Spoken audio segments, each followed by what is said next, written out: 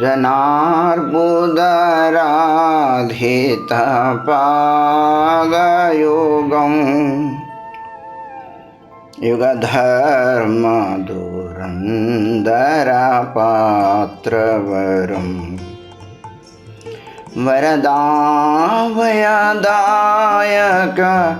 पूज्यपदं वरदाभयदायक पूज्यपदं प्रणमामि सदा प्रभुपादपदं प्रणमामि सदा प्रभुपादपदं प्रणमामि सदा प्रभुपादपदं भजनोर्जितसज्जनसङ्गपतिं पतितादिकारुणिकैकगतिं गतिवञ्चितवञ्चकचिन्त्यपदं गतिवञ्चितवञ्चकचिन्त्यपदं प्रणमामि सदा प्रभुपादपदम् अतिकोमलकाञ्चन दीर्घतनुं तनुनिन्दितहेममृणालमदं मदनार्बुदवन्दितचन्द्रपदं प्रणमामि सदा प्रभुपादपदं निजसेवकतारक रञ्जिविदुं विदुताहितहुङ्कृत सिंहवरं वरणागतबालिशछन्दपदं प्रणमामि सदा प्रभुपादपदं विपुलीकृतवैभव गौरभुवं भुवनेषु विकीर्तित गौरदयं दयनीयगणार्पित गौरपदं प्रणमामि सदा प्रभुपादपदं चिरगौरजनाश्रय विश्वगुरुं गुरुगौरकिशोरकदास्य परं परमादृतभक्तिविनोदपदं प्रणमामि सदा प्रभुपादपदं रघुरूपसनातन कीर्तिधरं धरणीतलकीर्तित जीवकविं कविराजनरोत्तम सख्यपदं प्रणमामि सदा प्रभुपादपदं कृपया हरिकीर्तन मूर्तिधरं धरणीबरहारक गौरजनं जनकादितवत्सल स्निग्धपदं प्रणमामि सदा प्रभुपादपदं शरणागतकिङ्कर कल्पतरुं तरुधिकृतधीरवदान्यवरं वरदेन्द्रगणार्चितदिव्यपदं प्रणमामि सदा प्रभुपादपदं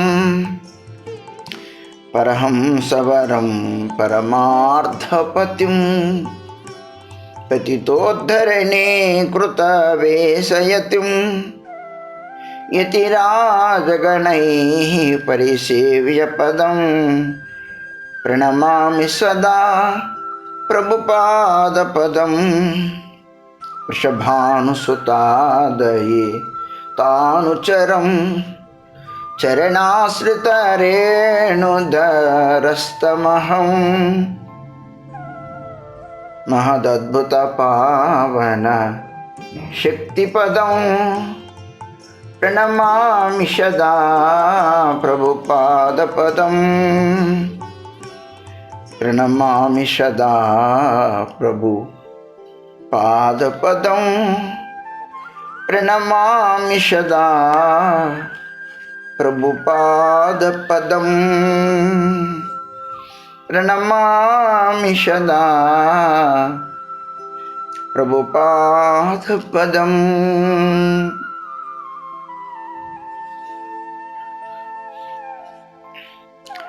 ప్రియ భక్తులందరికీ కూడా నమస్కారాలు. ప్రభుపాద పద్మస్తవకాన్ని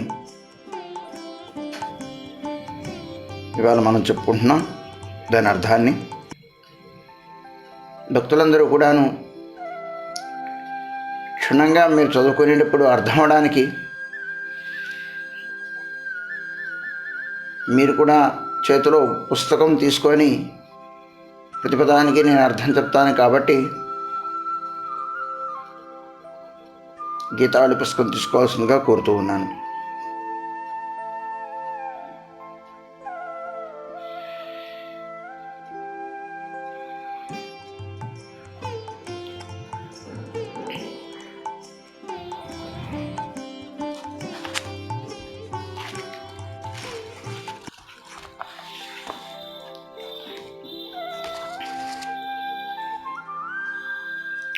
వేణుః కరాన్నిపతితః స్ఖలితం శిఖండం భ్రష్టం చ పీతవసనం వ్రజసూరాజసూనో ఇష్యాం కటాక్షసరఘాత విమూర్ఛితస్య తాం రాధికాం పరిచరామి కదా రసేన త్వయోపభుక్తసృగంధవాసోలంకారచర్చితాః ఉచ్ఛిష్టభోజినో దాసాస్తవ మాయాం జయేమహి.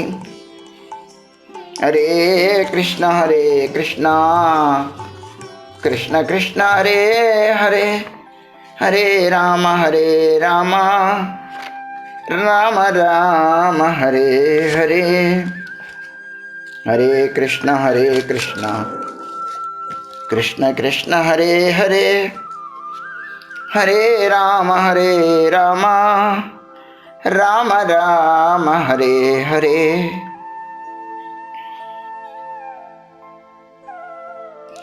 సుజనార్బుదరాధిత పాదయుగం యుగధర్మదురంధర పాత్రవరం వరదాభయదాయక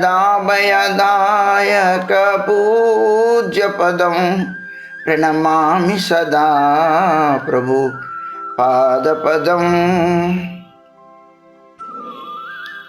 ప్రణమామి సదా ప్రభు పాద పదం. ఎల్లప్పుడూ నేను ప్రణమిల్లుతూ ఉన్నాను ప్రభుపాదుల వారి యొక్క పాదపద్మములకు. ప్రణమామి సదా, ఎల్లప్పుడూ నేను ప్రణమిల్లుతూ ఉన్నాను ప్రభుపాద పదం, ప్రభుపాదుల వారి యొక్క పదం అంటే పాదపద్మం, పాదములకు. ఆ పాదపద్మములు ఎటువంటివి? ఆ ప్రభుపాదుల వారు యొక్క గుణకీర్తనం ఇందులో చెప్పబడుతోంది. సుజనార్బుదరాధిత పాదయుగం, సుజన అర్బుత ఆరాధిత పాదయుగం. ఆ పాద పద్మములు ఎలాంటివి అంటే, ఆ పాదయుగళం ఎలాంటిది అంటే సుజన అర్బుత. అర్బుదం అంటే శతకోటి అని ఏదో 10 కోటి అని ఏదో చెప్తారు. దాని అర్థం ఏంటంటే ఎంతోమంది సజ్జనుల ద్వారా ఆరాధితమైన పాదపద్మం. ఎంతోమంది సజ్జనులు ఎవరి పాదపద్మాన్ని, పాదయుగళాన్ని ఆరాధిస్తూ ఉన్నారో అలాంటి ప్రభుపాదుల వారి యొక్క పాదములకి నేను నమస్కరిస్తూ ఉన్నాను. ఎందుకంటే యుగధర్మధురంధర పాత్రవరం అయినా యుగధర్మం ఏదైతే ఉందో కలియుగ ధర్మం భగవన్నామ సంకీర్తనం. ఆ యుగధర్మాన్ని ధురంధరుడు అనమాట. ధురంధరుడు అంటే యోధుడు, ధురంధరుడు అంటే నాయకుడు, ధురంధరుడు అంటే అందులో యోగ్యుడు, అధికారి, సమర్థుడు. యుగధర్మాన్ని ప్రవర్తింపజేసి అంటే యుగధర్మాన్ని ప్రవర్తింపజేయడం అంటే యుగధర్మాన్ని అయిన భగవన్నామ సంకీర్తనాన్ని. యుగధర్మం అంటే ఏదైతే మహాపురువు పంచిపెట్టిన ఏ ఉజ్వల ఉన్నత రసాన్ని, యుగంలో మహాపురువు యుగధర్మంగా నామ సంకీర్తనం పంచిపెట్టడానికి వచ్చారు. ఆంతరికమైన భక్తుల ద్వారా తాను ఆ ప్రేమధర్మాన్ని కూడాను అందరికీ పంచిపెట్టారు.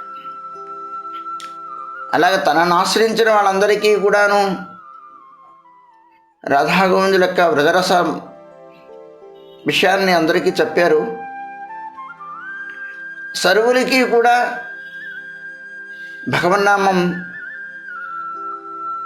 చేయమని అన్ని చోట్ల వెళ్ళి ప్రచారం చేశారు. తాను స్వయంగా శతకోటి నామయజ్ఞం చేస్తూ ఏకాంతంగా తాను ఆచరించి నిరంతరం ఇతరుల్ని కూడాను ఆచరించమని చెప్పారు. ఆ ప్రభుపాదుల వారు ఉన్న కాలంలో దగ్గరుండి చూసిన వారు ఒక మాట అన్నారు.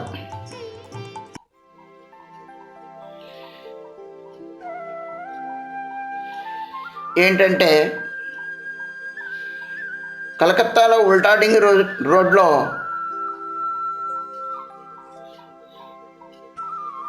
జగబంధు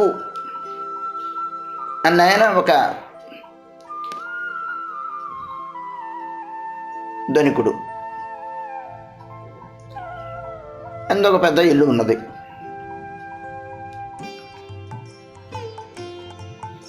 ఆ ఇల్లుని ముందు అద్దెకి ఇవ్వడం అనేది జరిగింది.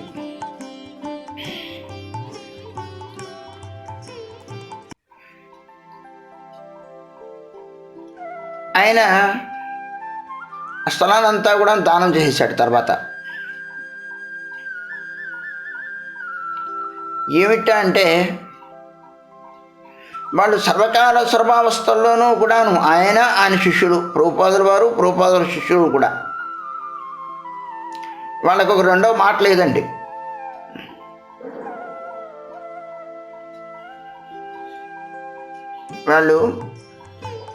వాళ్ళకి రెండో కార్యక్రమం లేదు. నిరంతరము భగవంతుని యొక్క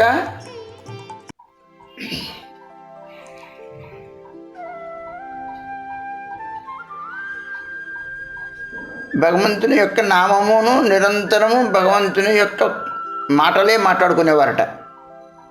ఒక్క క్షణకాలం కూడాను భగవన్నామం లేకుండా, భగవత్స్మరణం లేకుండా, భగవంతుని కథ లేకుండా ఉండేవారు కాదుట. ఆయన ఉండేవారు కాదుట, ఆయన శిష్యులు ఉండేవారు కాదుట. ఇంకో మాట లేదుట. గౌడీమఠం అంటే ఏదో అనుకున్నాను, ఎంతోమంది సాధువులను చూచాను, కానీ వాళ్ళు చెప్పేదొకటి చేసేదొకటి కాదు. వారు చెప్పడం ఒకటి చేయడం కాకుండా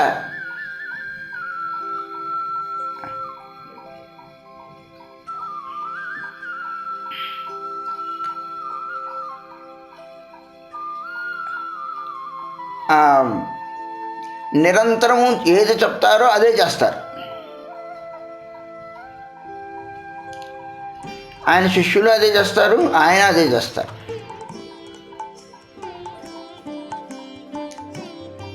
అది నచ్చి ఆయన ఆ బిల్డింగ్ అంతటినీ కూడా ఆయన ఇచ్చేశారు, దానం ఇచ్చేశారు. కలకత్తాలో బిల్డింగ్ దానం ఇవ్వడం అంటే మామూలు విషయం కాదు.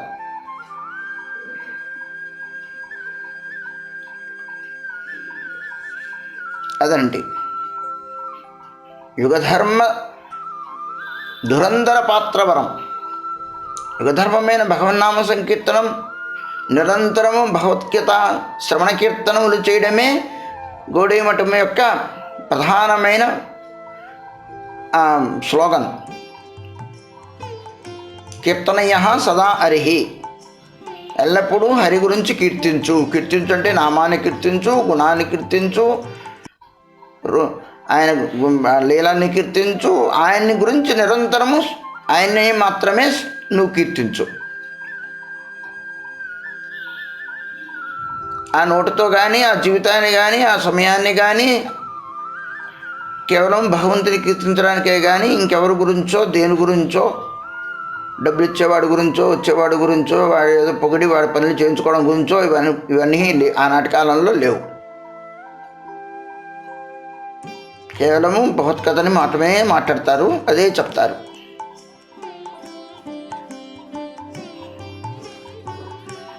అదండి యుగ ధర్మ దురంధర పాత్రవరం. రూపాద్ భక్తి సిద్ధాంత గోస్వామి ఠాకూర్ వారి యొక్క 1800 మంది శిష్యుల్లో, సన్యాసుల్లో శ్రీ భక్తి రక్షక శ్రీధర మహారాజుల వారు అన్న ఆయన ఒక మహానుభావులు. ఆయనే దగ్గరే బ్రహ్మచారి, ఆయనే సన్యాసి కూడా. ఆయన నుండే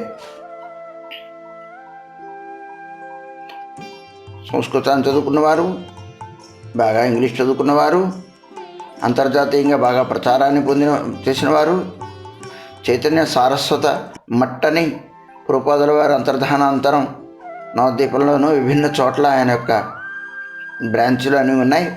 చాలా గ్రంథాలు రాశారు. వారు ఈ గ్రంథాన్ని రచిస్తూ ఉన్నారు. ప్రభుపాదుల వారు పక్కన ఉన్నారు.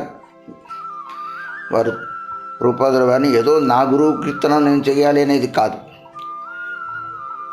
ఆయన శిష్యులు ప్రభుపాదుల వారు ఎలాంటి వారో ఆయన శిష్యులు కూడా అలాంటి వాళ్ళు. అందుకని ఏమంటున్నారైనా యుగధర్మ దురంధర పాత్రవరం. యుగధర్మ దురంధరుడు. పాత్రవరం, వరం అంటే శ్రేష్టం. శ్రేష్టమైన పాత్రని వహించారు. యుగధర్మాన్ని ప్రవర్తింపచేయడమే, యుగధర్మాన్ని అయిన నామసంకీర్తనాన్ని అందరిలో ప్రేరేపింపచేయడమే, అందరికి ప్రసాదింపచేయడమే ప్రధానమైన ఉద్దేశంగా, ధర్మంగా ఆయన ప్రధానమైన పాత్రని, శ్రేష్టమైన పాత్రని వహించారు. అదండి యుగధర్మ దురంధర పాత్రవరం. వరదాభయదాయక పూజ్యపదం. ఆ పాదపదములు ఎలాంటివి? వరద అభయదాయక పూజ్యపదం. అభయాన్ని కలిగించేవి. వరద అంటే కోరికల్ని తీర్చేవి. ఏమిటా కోరికలు? వరద అభయాన్ని ప్రసాదించేవి. సంసారిక భయాన్ని నుండి పోగొడతారు గురువులు. భగవద్ పాదపద్మం అనే శ్రేష్టమైన వరాన్ని, శ్రేష్టమైన దాన్ని దానమిస్తారు. అమందోదయ, మందదయ కాదు, కొన్నాళ్ళు ఉండి కొన్నాళ్ళు పోయేది, క్షణికమైనది కాదు, శాశ్వతమైన దయని ప్రసాదించారు మహాప్రభు. అలాంటి ఏదో ఒక స్కూల్ పెట్టో, ఒక విద్యార్థిని చదివించో, లేక పేదవాడికి భోజనం పెట్టో, లేకపోతే వస్త్రం ఇచ్చో, ఏదో జగత్తులో సామాన్యమైన సేవలు చేసి పొందే అలాంటిది సోషల్ సర్వీస్ చేసో అలాంటి చేయడానికి వెళ్ళ గౌడీ మఠం వారు జీవులందరినీ కూడాను back to God and back to home. మనందరం అక్కడి నుంచి వచ్చాం, మనందరం అక్కడికి వెళ్ళడమే మన ధర్మం. దానికి భగవన్నామమే ప్రధానమైన ఆయుధం అంటూ వాళ్ళు చెప్పారు. దానికే వాళ్ళు ఒక వ్యక్తిని సంపూర్ణంగా భగవంతుని పరం చేయడానికి వైపు మళ్ళిందిరా 200 గ్యాలన్ల రక్తాన్ని ప్రతి బ్రహ్మచారి ఖర్చు పెట్టాలి అని చెప్పారు. కాబట్టి లోకానికి వాళ్ళు ఎంతటి జీవుని ఉద్ధారం చేయాలనే ఆలోచన ఎంత తీవ్రంగా ఉందో అర్థం చేసుకోండి. ఇతరుల యొక్క సుఖమునకై, ఇతరుల యొక్క మంగళమునకై మనందరం పాటుపడాలి. ఒక వ్యక్తిని సంసార సముద్రం నుండి దాటింపచేసి మనతో పాటు భగవంతుడి దగ్గరికి తీసుకెళ్తే అంతకంటే భగవంతుడు కోరుకునేది కానీ జీవులకు మేలు చేసేది కానీ మరొకటి లేదు అని వాళ్ళు ఆచరింపచేశారు.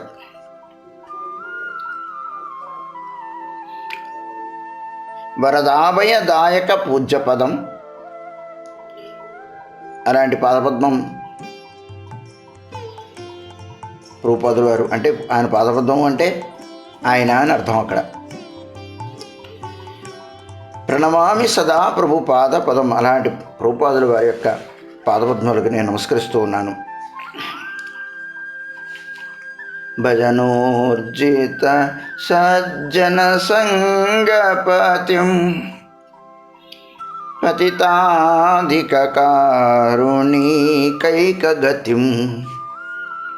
గతివంచిత వంచక చింత్యపదం ప్రణమామి సదా ప్రభుపాదపదం. భజనోర్జిత సజ్జన సంగపతిం,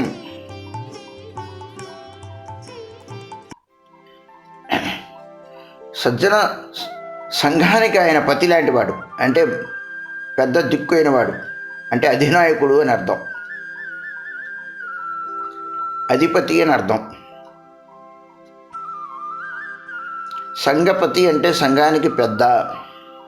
ఈ సజ్జన సంఘానికి. ఆ సజ్జనులు ఎలాంటి వాళ్ళట? భజనోర్జిత సజ్జనులు. సజ్జనులు అనే మాట సహజంగా మంచివారు అనే అర్థంలో మనం వాడతాం. నిజానికి మంచివారు అంటే మంచి అనే ప్రధానికి యొక్క రూఢి అర్థం ఏమిటి అంటే, లోకంలో మంచివాళ్ళు మనకు చాలామంది కనపడతారు. దానం చేయడమో, ధర్మం చేయడమో, ఇక్కడ భోజనం పెట్టడమో, లేదని వాడికి అందడమో, పేదవాడికి చూపించడం, ఏదైనా ఇవ్వడమో, ఎంతో కొంత వాళ్ళకు ఉన్న దాంట్లో చేసేవాళ్ళు మనకు బాగా కనపడుతూ ఉంటారు. కానీ తమ సర్వస్వాన్ని అంతటినీ కూడా భగవంతునికి అర్పించేసి, భగవంతుడి ద్వారా వీడు మంచివాడు, వీడు భక్తుడు, వీడు ఆత్మసమర్పణ చేసినవాడు అని భగవంతుడి ద్వారా సుజనుడనో సజ్జనుడనో జనుడు, సద్వస్తువుని యొక్క తాలూకు వాడుగా సజ్జనుడు, సజ్జనుడు అంటే సజ్జనుడు, మంచివాడు అనేది మౌన అర్థం. సత్తుకు సంబంధించిన వాడు. సత్ అంటే సద్వస్తువు భగవంతుడు, ఆయన తాలూకు వాడు. తన తాలూకు వాడుగా ఎవడైతే ఉన్నాడో భగవంతుడు మెచ్చుకునే విధంగా. ఎన్ని గుణాలు ఉంటే ప్రయోజనం ఏముంది భగవద్భక్తి లేకపోతే? ఈ లోకంలో అదే కొరవ, మిగతా వాళ్ళంతా మనకు కనపడుతుంది. అదంతా భగవద్భక్తి అనుకుంటూ ఉంటారు. మళ్ళాను ఏదో పశువులకి, పక్షులకు, కుక్కలకి ఏదైనా వాళ్ళని సాకటమో, లేకపోతే వాటికి భోజనం పెట్టడమో, అదంతా భగవద్భక్తిగా వాళ్ళు అనుకుంటూ ఉంటారు.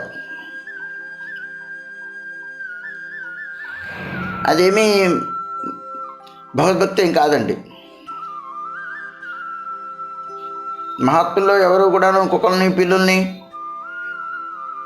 వాళ్ళు ఏం పోషించాలి. మనకు 3 మంది భక్తులు మనకు కనబడుతూ ఉంటారు. ఆవుల్ని కూడా పోషించాలి. అది ఒక బంధనం లాంటిది. భరతుడు చివరికాలంలో రాజ్యాన్ని అప్పగించేసి భగవద్భజన చేయడానికి వచ్చి చాలా కాలం భగవద్భజన చేస్తూ ఆ యొక్క ఆసన్న ప్రసవ ఈనడానికి సిద్ధంగా ఉన్న ఆ యొక్క లేడీ ఆ యొక్క గర్జనాన్ని విని ఆ బిడ్డని ఆ నీళ్ళలో పడిపోతుంది, పాపం అయ్యో అంటూ జాలి పొందిన వాడై దాన్ని తీసుకుని సాకడం వలన నిరంతరం అదే స్మరణంతో చివరికి అది జన్మను పొందాడు. అయితే అతను చేసిన భగవద్భజనం భగవద్భక్తి ఊరకే పోదు కాబట్టి తిరిగి మళ్ళీ ఆ లేడీ జన్మాన్ని పొందినప్పటికీ కూడాను భగవద్భజన ఫలితంగా తిరిగి మళ్ళీ నేను అటాచ్మెంట్ ఉన్న కారణం చేతనే కదా ఈ ఈ జనులతో ఈ యొక్క దాని మీద నాకు మనసు ఉన్న కారణం చేత తప్పక నా జీవితం అంతా కూడాను వృధా అయిపోయింది. నేను మళ్ళీ నా వాల్యుబుల్ మానవ జన్మని తీసుకెళ్ళి నేను లేడీ జన్మంగా పుట్టాల్సి వచ్చింది. అతనికి ఏదో పూర్వజన్మలో కొంత చేసుకున్నది, తర్వాత భగవద్గీతం చేసుకున్నది, అవన్నీ ఉన్న కారణం చేత ఒక ఆశ్రమంలో మరి ఆ తినడము ఉండడము అనే సుకృతిని పొంది ఉన్న కారణం చేత దానికి ఆ జన్మ పొందినప్పుడు కూడా పొందడం, ఎంతవరకు ఆ యొక్క రుణం ఉండాలో అంతవరకు ఆ జన్మను ఉండాలో అంతవరకు ఆ జన్మను పొందినవాడై తిరిగి జడభరతుడయ్యాడు. నేను ఎవరితోనూ కూడా అటాచ్మెంట్ ఉంచుకోను. పశువులే పక్షులే కాదు, తల్లి తండ్రి ఇళ్ళు వాకిళ్ళు అన్న తమ్ములు నా అనే దాని దేని ఎందు కూడాను అతను ఆసక్తిలో కేవలం భగవంతుడి ఎందు అనురక్తుడై ఉన్నాడు. దాన్ని బట్టి మనకి ఏం కనపడుతోంది? మనం భగవంతుల్లో భగవంతుడు చూడలేం, కానీ జంతువుల్లో మటుకు దేవుడి నామాన్ని పెట్టుకొని పిలుస్తూ దాని మీద అనురాగాన్ని కలిగి ఉంటూ నాకేదో చాలా భక్తి, నేను వాటిలో కూడా దేవుడిని చూస్తున్నాను అనుకుంటూ ఉంటాం. చివరికి దాని అనురాగం పోతే అది పోతేనో, అది వెళ్ళిపోతేనో, చనిపోతేనో, లేకపోతే మళ్ళీ దాని మీద అంతా మనసు పెట్టుకోవడమును ఆలోచించడమును, ఎక్కడికైనా వెళ్ళేటట్లయితే దానికి అన్నం పెట్టారో లేదో మళ్ళీ అదో చింత, ఆ గుళ్ళోకి వచ్చిన కూడాను చూసేవాళ్ళు ఎవరు ఉన్నారని చింత, ఆ చేతులతోనేమో దాన్ని పెంట తీయడం, జీవితం అంతా కూడాను అలా వృధా చేసుకోవడం. భగవద్భావం చేయడానికి, ఒక పువ్వు పెట్టడానికి, ఒక తులసి పెట్టడానికి మనకు టైం లేదు, కానీ ఆ పనులన్నీ మనకి చేసుకుంటాం, లేనిపోయింది నెత్తి మీద పెట్టుకుంటాం. ఇలా కనబడుతూ ఉంటాయి. ఈనాడు ఆవుల్ని పెంచరు కానీ కుక్కలను పెంచుకునే వాళ్ళు, ఇతర జంతువులు పెంచుకునే వాళ్ళు, జీవకారుణ్య సంఘాలు బోల్డ్ ఉన్నాయి. ఏం తప్పేం కాదు, కానీ భగవద్భక్తి కాదు. అంతా అది మంచే, కానీ అది భగవద్భక్తి కాదు. మనకి ఈ లోకంలో ఎన్నో మంచి గుణాలు ఉన్నాయి తప్ప కానీ భగవంతుని భక్తిగా చేసేవాళ్ళు మనకు కనబడరు. అయితే ఇక్కడ ఎవరికి పతి అయినా ఏదో కొందరు మంచి వాళ్ళకి నాయకుడు కాదు, కొంత మంచి వాళ్ళ సంఘానికి ఆయన పతి ఏం కాదు, అది నాయకుడు కాదు. ఆయన భజనోర్చిత సజ్జన సంఘపతి, భజనోర్చితులు, భగవద్భజనలో ఉర్జితులు బాగా. అలాంటి సజ్జనులు ఎవరైతే ఉన్నారో నిరంతరం భగవద్భజనం చేస్తూనే భగవంతుడే సర్వస్వం అని ఎవరైతే పాకులాడుతూ తమ జీవితాన్ని ఆత్మసమర్పణం చేశారో, మనోవాక్కాయముల ద్వారా భగవంతుని ఆత్మసమర్పణం చేశారో, అటువంటి సజ్జన సంఘానికి పతి అంటే ఏమిటి? ఆయన శిష్యులందరూ కూడాను, ఆయన ఆశ్రయించిన వాళ్ళందరూ కూడాను భజనోర్జితులు, భజన ద్వారా ఉత్తమ స్థాయిని పొంది ఉన్నవారు. అలాంటి సజ్జనులందరికీ సమూహానికి ఆయన అధిపతి, అధినాయకుడు. అదండి పతితాధిక కారుణికైక గతిం, పతిత అధిక కారుణికైక గతిం. పతితాధికులు అత్యంత పతితులైపోయిన ఆయన వాళ్ళ పట్ల కారుణిక ఏకగతిం, ఏకైక గతిట ఆయన కారుణిక. అలాగా అత్యంత పతితులైన వాళ్ళని పట్ల కరుణని ఏకైక గతిగా ఆయన ఉన్నారు. ప్రభుపాదుల వారిని ఆశ్రయించిన వాళ్ళు పతితులైన వాళ్ళు అయినప్పటికీ కూడాను, అత్యంత పతితులైన వాళ్ళని కూడాను ఆయన ఉద్ధరించిన వాడు.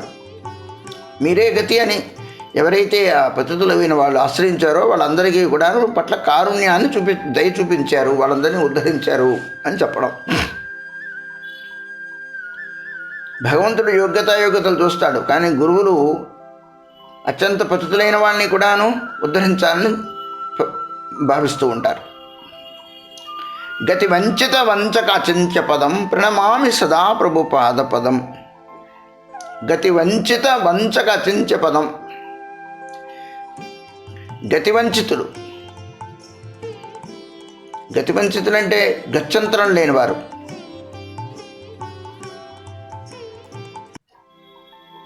గతి లేని వారికి వంచక అచించ పదం. అటువంటి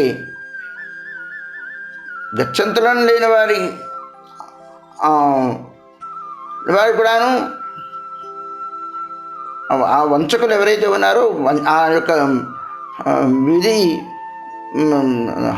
హతభాగులు ఎవరైతే ఉన్నారో, అతిభాగ్యులు ఎవరైతే ఉన్నారో, భాగ్యహీనులు ఎవరైతే ఉన్నారో, అలాంటి వంచుకులైన వ్యక్తులందరూ కూడా అచింత్య పదం, అచింత్యమైన పదం అది. అదంటే మా ఊటి వాళ్ళని కూడాను ఆయన ఉద్ధరించగల ఉద్ధరించే వాళ్ళని పట్ల కన్నెత్తి ఎవరూ చూడరు. ఇటువంటి వాడిని అటువంటి వాడిని ఆయన ఉద్ధరించారు. అటువంటి పాదపద్మం అచింత్యమైనది, అసలు నా బుద్ధికి అందనది ఆయన యొక్క మహత్యము అని చెప్పడం అని. అటువంటి ప్రణమామి సదా ప్రభు పాదపదం. ఇలాంటి యోగ్యత లేని వ్యక్తిని కూడాను తన హక్కును చేర్చుకొని ఉన్నతమైన భగవద్భక్తుడిని చేసేవారు గురువులు. అందుకని ఆయన ఉంటున్నారు, ప్రణమామి సదా ప్రభు పాలాడిది పాదపద్మం, ప్రభుపాదుల వారి పాదపద్మానికి నేను నమస్కరిస్తూ ఉన్నాను.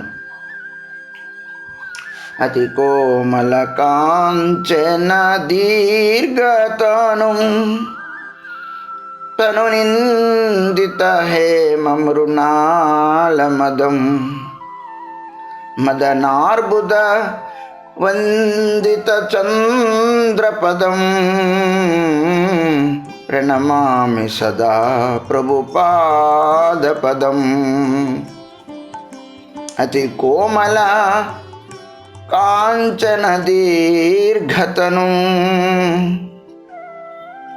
అత్యంత కోమలమైనవాడు. కాంచన బంగారు రంగులో ఉండేవాట ఆయన.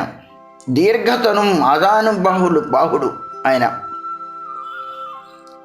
అత్యంత కోమలమైన వాడు, కోమల శరీరుడు,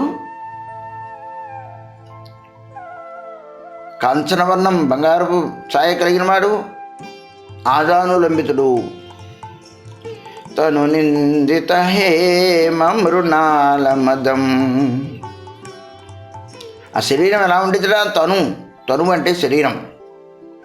హేమ మృణాల మదం, బంగారు తామర తూడు ఏదైతే ఉన్నదో దాన్ని కూడా నిందించే అంత కోమలమైన శరీరం కలిగిన వాడు. అంతటి అంటే అదో అర్భకంగా ఉండేవాడు అని కాదు అక్కడ అర్థం, అందంగా ఉండేవాడు అని అర్థం. మదనార్బుద వందిత చంద్రపదం ప్రణమామి సదా ప్రభుపాదపదం. మదనార్బుద వందిత చంద్రపదం.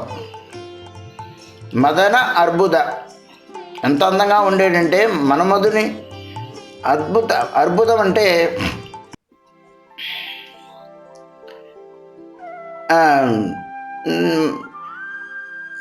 లెక్కలేనంత శతకోటి, దశకోటి, అలా దానికి ఒక అర్బుదమని. మనకు సంఖ్యలన్నీ కూడాను సంస్కృతంలో 10, 1000, శత, సహస్ర, దశసహస్ర, శతసహస్ర, ఇలాగ మనం చెప్పుకుంటూ పోతే అర్బుద అనేది ఒక సంఖ్య. దాని క్యాలిక్యులేటర్లో దాంట్లో కూడాను అది రాదు, అర్బుదం అన్నమాట. అందుకని అనంత మన్మధుల యొక్క వందిత చంద్రపదం. ఇక్కడ ఏదో బాహ్యమైన అందం గురించి ఏం చెప్పట్లా. ఏదో అందం చెప్పడానికి ఇక్కడ ఒక గురువు యొక్క అందం చెప్పడం అనేది ఏమీ పెద్ద శోభనీయమేం కాదు. వారు గుణములతో అందగాడు, లక్షణములతో అందగాడు,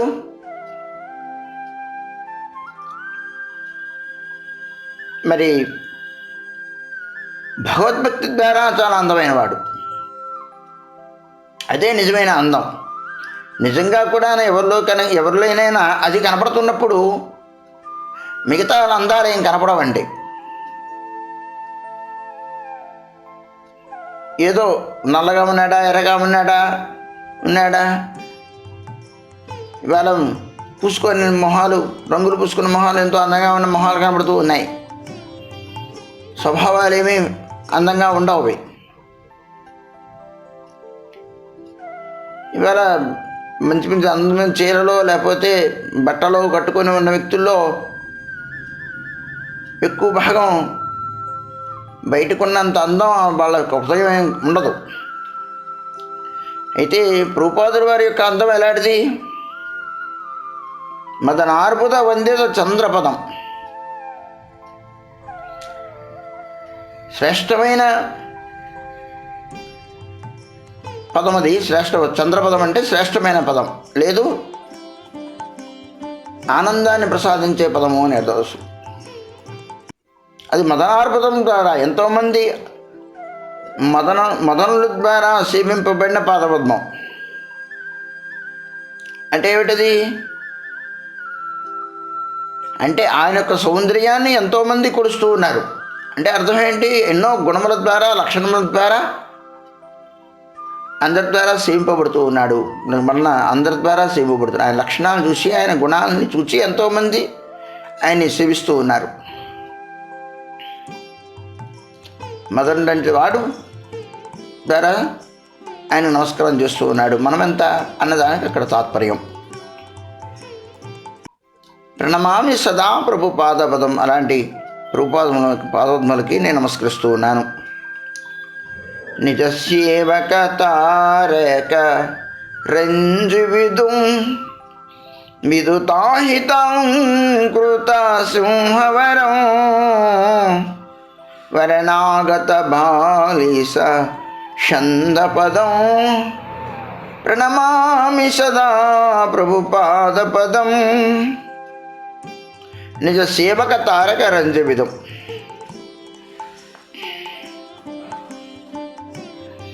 రంజవిదం రంజింపచేసే చంద్రుడు అని అర్థం. ఆనందింపచేసే చంద్రుడు అని, ఆనందపరిచే చంద్రుడు. ఎవరికి? నిజ సేవక, తన సేవించే వారి యొక్క, అంటే తనను ఆశ్రయించిన వారి యొక్క తరింపజేసేవాడు, ఆనందింపజేసేవాడు. విదుతాహితహుంకృత సింహవరం. విదుతాహిత, విదుత అహిత హుంకృత సింహవరం.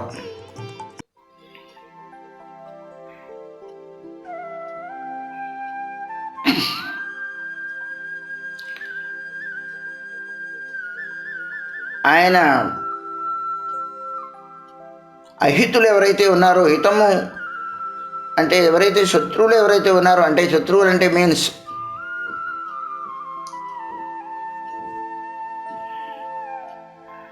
ఇతర అపసాంప్రదాయాలు ఎవరైతే ఉన్నారో, ఆయనకి ఇష్టం లేనివారు అంటే ఏదో ఇష్టము నాకుండి ఇష్టం లేకపోవడం అని కాదు అర్థం. ఎవరైతే పెడమార్గంలో నడుస్తూ ఉన్నారో,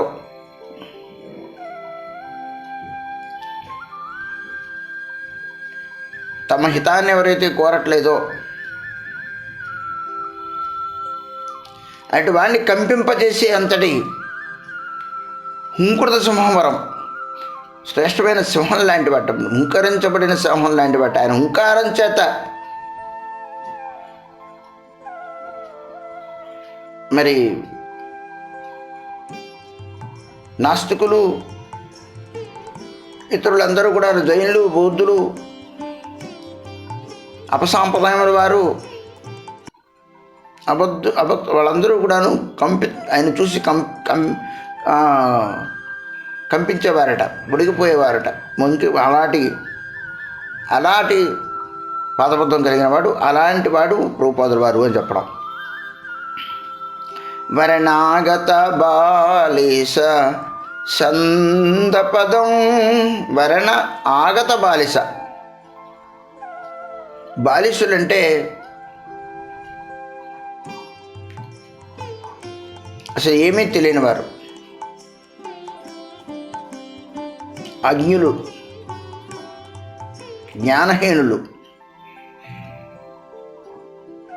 ఆయన వరించడానికి వచ్చిన వారు, అంటే ఆయన్ని ఆశ్రయించడానికి వచ్చిన వాళ్ళందరినీ కూడాను, వాళ్ళందరికీ కూడా సంత పదం ఆశ్రయం, ఆ పాదపద్మం ఆశ్రయమైంది, ఆశ్రయించారట. మూర్ఖులైన వ్యక్తుల్ని కూడాను ఉద్ధరించారు అని అర్థం. ఉద్ధరించిన పాదపద్మం కలిగిన వాడు. ప్రణమామి సదా ప్రభు పాదపదం అలాంటి ప్రణమామి ప్రభుపాద వారి పాదపద్మానికి నేను ప్రణమిల్లుతూ ఉన్నాను. విపులీకృత వైభవ గౌరభువం భువనేషు వికీర్తిత గౌరదయం దయనీయ గణార్పిత గౌరపదం ప్రణమామి సదా ప్రభుపాదపదం. విపులీకృత వైభవ గౌరభువం,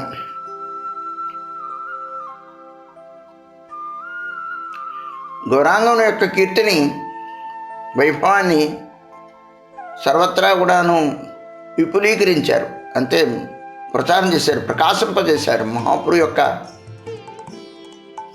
ఎప్పుడో వచ్చారు, పార్షదులందరూ ఏకాంతంగా, వాళ్ళందరూ పరహంసలు ఏకాంతంగా ఎక్కడో భజన చేసుకునేవారు. ఆ మహాపురు యొక్క గుణగణాన్ని, మహాపురు యొక్క లీలాస్థలాన్ని తీసుకొచ్చిన వారు భక్తి వినోద ఠాకూర్ వారు అయితే గ్రంథముల ద్వారా, స్థల ఆవిష్కరణ ద్వారా సర్వత్రా కూడా ప్రచారం చేసి అందరినీ కూడాను, గృహస్థుల్ని, గృహత్యాగులందరికీ యొక్క మంత్రోపదేశము, గౌరమంత్రాన్ని, కృష్ణమంత్రాన్ని, గురుమంత్రాన్ని దీన్ని చేసి సర్వత్రా కూడాను మహాప్రభు రాధా గోవిందుల యొక్క విగ్రహ ప్రతిష్ఠ చేసి, ఏ విధంగా గోస్వాములు లుప్తతీర్థ ఉద్ధారం చేసి, ఏ విధంగా గుప్తంగా ఉన్న ఆ యొక్క ధామాన్ని, మళ్ళా గుప్తమైన ధామాన్ని వెలుగుతీశారో, ప్రకాశింపజేశారు. గుప్తంగా ఉన్న ఆ గోవింద గోపినాథ్, మదనమోహన్, రాధా శ్యామసుందర్, రాధా వినోద్, రాధా దామోదర్, రాధా గోకులానంద్, రాధా శ్యామసుందర్, ఇలాగా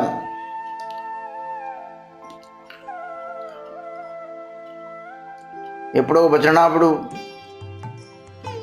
ద్వారా ప్రతిష్ఠితము ప్రకాశింపజేసిన మూర్తుల్ని తిరిగి వాళ్ళు ప్రకాశింపజేశారు.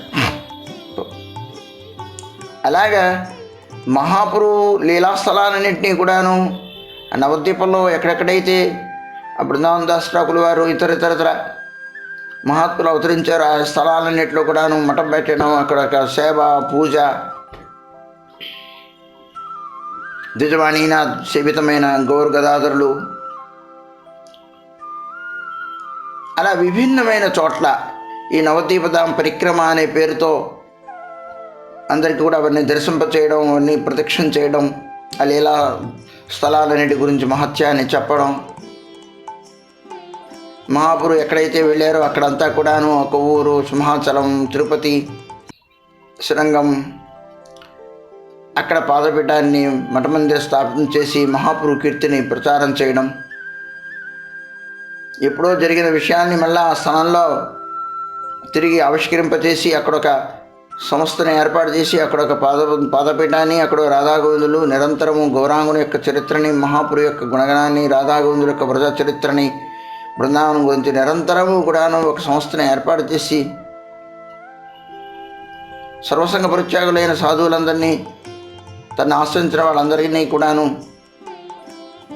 ఆ సేవలో నియుక్తపరిచయం చేసి, ఒక సంస్థ ఉంటే కానీ జనులందరూ కూడా వినడానికి రారు, ఆ దేవుణ్ణి చూడడానికి, తీర్థప్రసాదాలు స్వీకరించి భగవద్గీత వినడానికి, తద్వారా చెప్పే విషయం వినడానికి వస్తారు. అట్లా వాళ్ళందరినీ తరింపు చేయడం నిమిత్తమై ఒక సంస్థని ఏర్పాటు చేయడం అనేది చేశారు వారు. వారి ఉద్దేశంలో ఏదో స్థలాలు, మఠాలు, మందిరాలు, బిల్డింగులు అవేమీ కావు. కేవలము ఒక స్థానం ఏర్పాటు చేసుకున్నట్లయితే గృహత్యాగులు ఎలాగా ఉండి అక్కడ భగవద్భజన చేసుకుంటూ భిక్షాటన ద్వారా వాళ్ళ జీవన నిర్వహణ చేసుకుంటూ సంసారంలో ఉండిపోయి భగవద్గీత సంసారం యొక్క అనిత్యమనే విషయాన్ని చెప్పే విషయాన్ని ఆ యొక్క మఠము ద్వారా, మందిరం ద్వారా, ఆచరణ పురుషుడి ద్వారానే అది చెప్పడం సంభవం అవుతుంది. కాబట్టి చెప్పగల సమర్థుడు కాబట్టి అలాంటి వాళ్ళని అక్కడ ఉంచి ఆ వచ్చే వ్యక్తులందరికీ కూడా ఆశ్రితులు అక్కడికి వచ్చే వాళ్ళందరూ కూడా కూర్చోబెట్టి ఆ భాగవతము వాటి గురించి చెప్పి మహాపురువు యొక్క కీర్తనం, మహాపురువు యొక్క ఆ చైతన్య చరితామృతం, చైతన్య భాగవతం మొదలైన గ్రంథాన్ని వాళ్ళందరూ చెబుతూ ఆ మహాపురువు గుణకీర్తనం చేస్తూ, భక్తుల యొక్క గుణకీర్తనం చేస్తూ జీవుల్ని ఉద్ధరించాలి అంటూ సంస్థల్ని ఏర్పాటు చేశారు. గోస్వాములు వ్రతంలో ఉండి అందరినీ ఆకర్షిస్తే ప్రభుపాదుల వారు ఒక సన్యాసి రూపంలో ఉండి మహాపురువు ఏ విధంగా సన్యాసం అయితే కానీ నా మాట అందరూ కూడా వినరు, నేను భగవంతుడిగా అనుకున్నట్లయితే నా దగ్గరికి ఎవరు రారు, కాబట్టి నేను ఆ విధంగా ప్రేమని పంచిపెడతాను, నామాన్ని పంచిపెడతాను అని ఆయన ఆ నామాన్ని తన యొక్క కృపాదృష్టి ద్వారా, ఆయన కేవలం స్పర్శ ద్వారా, కేవలము ఆయనకున్న ఆ వాయుమండలంలో ఆయన ఆ నామ ప్రభావాన్ని వదిలేశారు. కాబట్టి ఏదో వాతావరణం వచ్చినట్లు, గాలి సోకినట్లు ఆయన్ని స్పర్శించిన వారు, ఆయన చూసిన వారు ఆ ఊరు వెళితే వాళ్ళకి అదే నామం, వాళ్ళందరూ నామం చేస్తూ ఉన్నారు. ఏమైనా సామాన్య విషయం కాదు అది. మనుషులు చేయడం పక్కన ఉంచండి, జార్ఖండ్లో పశువులు, పక్షులు, క్రూర జంతువులందరూ కూడా నృత్యం చేశాయి, ప్రేమను ప్రసాదం నామం చేసే, నృత్యం చేసే, క్రూరత్వాన్ని వదిలేసే. అలా ప్రభుపాదుల వారు తిరిగి ఆయా స్థానాలన్నింటినీ కూడా తిరిగి ఉద్ధరించడం, తను ఎంతవరకు చేయాలో అంతవరకు చేసి ఆ మఠము మందిరాల్ని ఏర్పాటు చేసి సాధువులు, గృహత్యాగుల్ని చాలామంది ఆయన ఆశ్రయించిన వాళ్ళందరినీ కూడా అక్కడ ఉంచి ఆశ్రద సింహాచలం అంతా కూడా మఠ మందిరాన్ని ఏర్పాటు చేశారు తక్కువ సమయంలో. 1918లో చైతన్య మఠాన్ని ఏర్పాటు చేస్తే 1918, 1928 ఆయన 35 డిసెంబర్లో ఆయన ఎంతకాలం గట్టిగా అయితే గట్టిగా 16-17 సంవత్సరాలలో ఆయన ఆనాటి కాలంలో ఏ రకమైన సౌకర్యము, ఏ రకమైన విషయము తెలియని టైంలో ఒక సాంప్రదాయాన్ని ఎస్టాబ్లిష్ చేయడము, ఒక సంస్థని ఎస్టాబ్లిష్ చేయడము,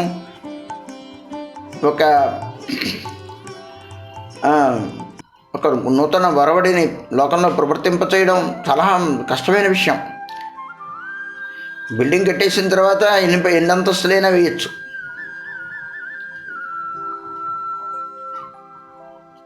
కానీ అసలు ఫౌండేషన్ వేయడానికి స్థలం దొరకడం, ఫౌండేషన్ వేయడమే చాలా, మనందరికీ తెలుసు ఫౌండేషన్ వేయడానికి బోళ్ళంత ఖర్చు అవుతుంది అని. పైన మేడైనా వేసుకోవచ్చు, లేకపోతే ఏదో పాకైనా వేసుకోవచ్చు, అసలు ముందు కింద ఫౌండేషన్ వేయడం డబ్బులు అవుతాయి. అలాగా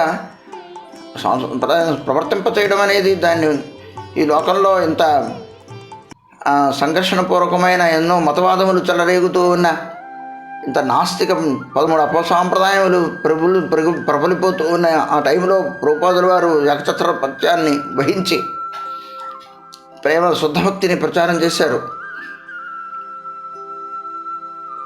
ఆయన శిష్యులు కూడా రాళ్ల దెబ్బలు తినడం జరిగింది.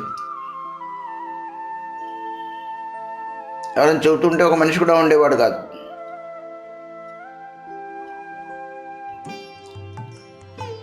ఈనాడు మన పెద్దలందరూ కూడాను ఎంతో, ఒక సైకిల్ లేదు, నడుచుకుంటూ ఎంతో దూరం ప్రయాణం చేసి ఎంతో కష్టపడి సంపాదించి ఇవాళ మనవడు కారులో తిరుగుతూ ఉన్నాడు.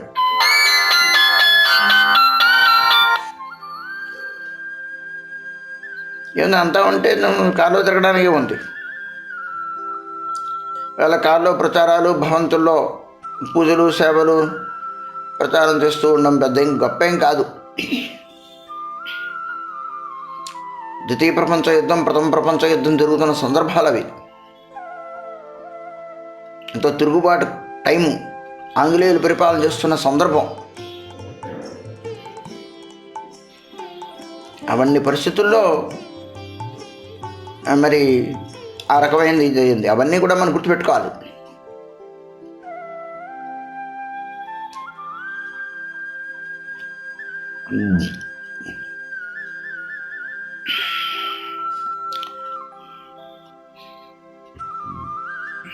విపులీకృత వైభవ గౌరభవం,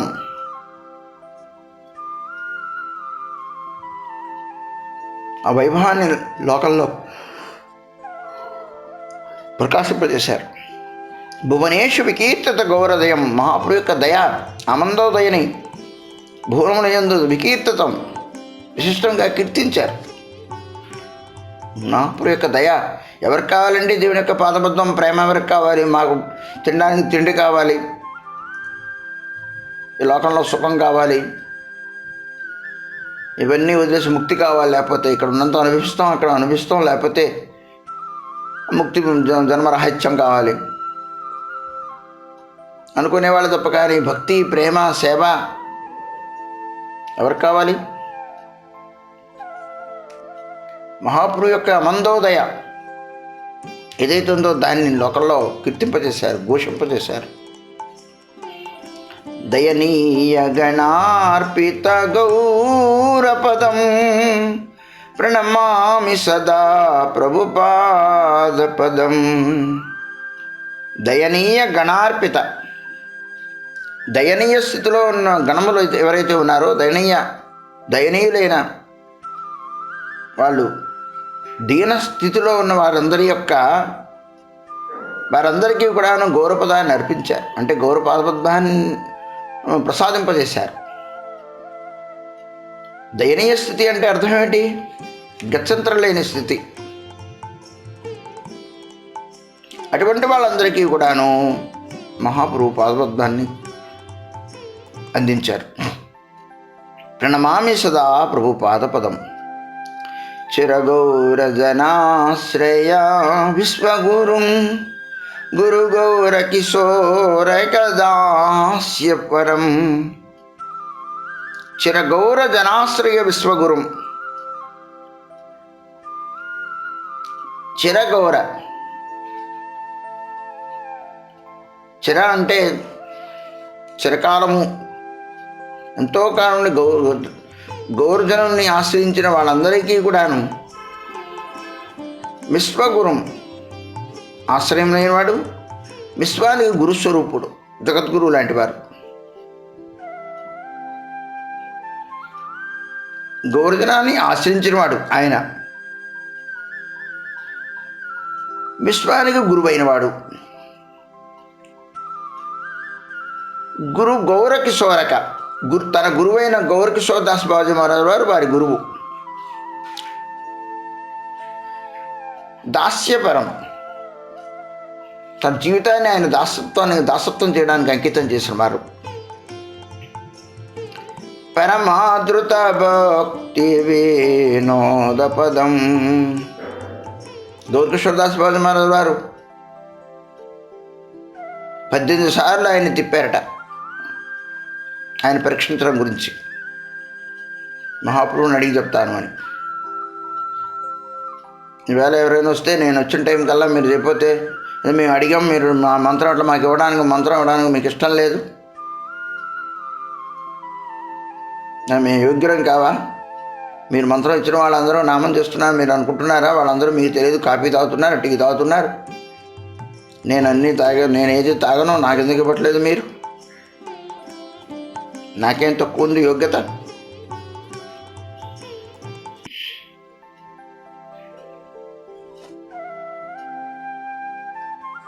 ఆ టైంలో ఆయన త్రిపుర రాజా ఆస్థాన విద్వాంసుడుగా ఉన్నారు. సూర్య సిద్ధాంత విషయంలో ఆయన మంచి జట్టై ఉన్నాడు. ఆయనకి బిరుదులు ఉన్నాయి. సిద్ధాంత సరస్వతి అని బిరుదు ఇచ్చారు వాళ్ళందరూ, ఎంతోమంది. తర్వాత ఆయన భక్తి సిద్ధాంత సరస్వతిగా మారారు. సిద్ధాంత సరస్వతి అన్నది ఆయన బిరుదు అనమాట.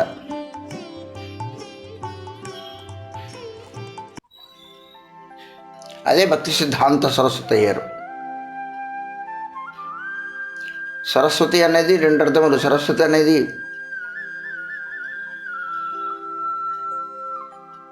ప్రకాశానంద సరస్వతి, సన్యాసులకి దశవిధ నామముల్లో సన్యాస నామాల్లో ఒకటి. అది విద్యాప్రకాశానంద సరస్వతి. సరస్వతి అనేది సన్యాస నామాల్లో ఒకటి. సరస్వతి అనేది సరస్వతి అమ్మవారి పేరుగా కాదు చెప్పేది.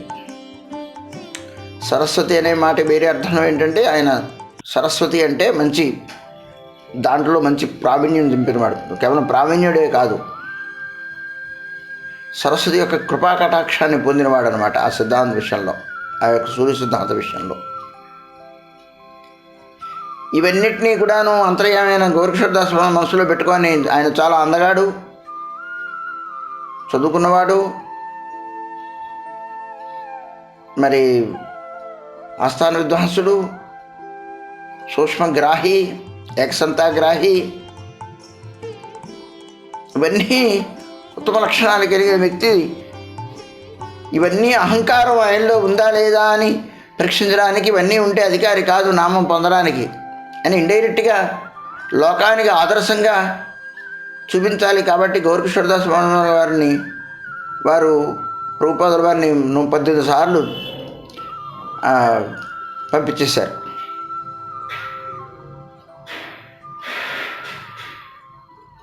ఆయన సర్వస్వాన్ని కూడా ఆయన వదిలివేసి, పూర్తిగా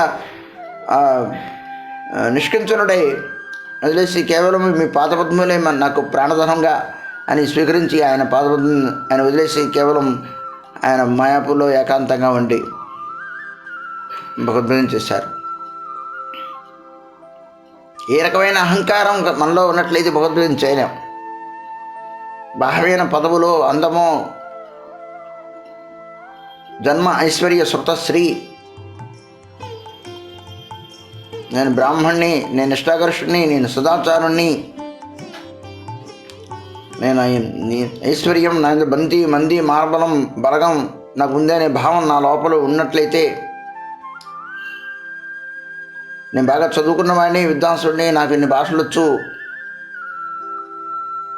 అనుకున్నట్లయితే, నాగా ఇంకెవరు లేడు అనుకున్నట్లయితే, శ్రీ సౌందర్యం సంపద ఇవన్నీ మనసులో ఉండినట్లయితే వాడు భగవద్గీతం చేయలేడు. అటువంటి వ్యక్తికి గురువు మంత్రాన్ని, ఆ శిష్యుడికి మంత్రాన్ని ఇవ్వడానికి వీల్లేదు. పూర్తిగా సర్వసమర్పణం చేసిన వ్యక్తికే మంత్రోపదేశం ఇవ్వాలి. ఇక్కడ గౌరీశ్వరదాస్ మహారాజుల వారు ఎవరైనా ఆయన దగ్గరికి వెళ్ళి దండం పెట్టుకోవడానికి వెళ్తే, వచ్చారు బాగుంది అన్నారు. వెళ్ళిపోతున్నట్లయితే, నా దగ్గర ఎందుకు వచ్చావు, వెళ్ళేటట్లయితే అంటే, ఒక్కసారి నా దగ్గరకు వచ్చావంటే ఇంకా నువ్వు గౌరవభక్తుడు అవ్వాలి అనేది కోరిక ఆయన. ఒక్కసారి గురువుని ఆశ్రయించారు, గురువుని చూడడానికి వచ్చాము అంటే ఇంకా వెనక్కి వెళ్ళడం అనేది ఉండకూడదు. ఏదో టికెట్ చేసుకొచ్చానండి, నేను రేపు ఆదివారం నాడు వెళ్ళిపోతాను అంటే, ఎందుకు వచ్చినట్టు నా దగ్గరికి అన్నాడు ఆయన.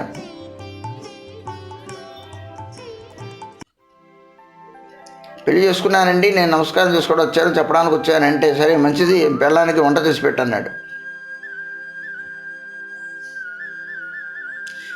మహాత్ముల యొక్క భావాల్లో, మాటల్లో సాధారణ జనులకు అర్థం కావు. వాళ్ళు చుట్టుకుంటారు, మహాత్ములు దూరం అయిపోతారు. అయినప్పటికీ కూడాను ఆ మాటలలో సత్యం ఉన్నది. చివరికి ఆ వచ్చిన పెళ్ళంకి వీడే వంట తీసి పెట్టాలి. అది అది అది ఇప్పుడుగో లేస్తుంది. అది ముందు తెలియదుగా, తర్వాత తెలిసి వస్తుంది. మొన్న ఏదో వీడియోలో హఠాత్తుగా